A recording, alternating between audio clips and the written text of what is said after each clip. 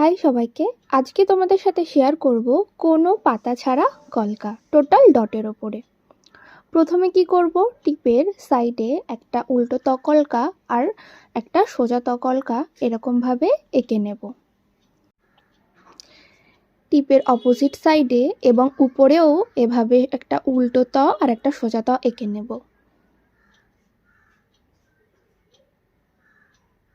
টিপটাকে ভরাট করে নেব ও টিপের সাইডটা টোটালি এভাবে একটা উল্টো আর একটা সোজাভাবে ভরাট করব। এভাবে এক সাইড ও দু সাইড টোটাল কমপ্লিট করে নেব। তারপরে কি করব, তকলকাগুলোর মাথায় ডট দেব।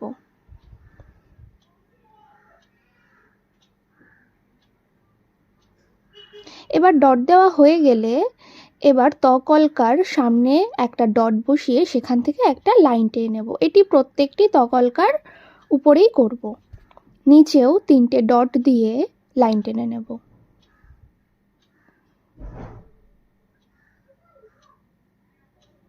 আর এবং যে ফাঁকা জায়গাগুলো পড়ে থাকবে সেই জায়গাতেও ডট বসিয়ে নেব।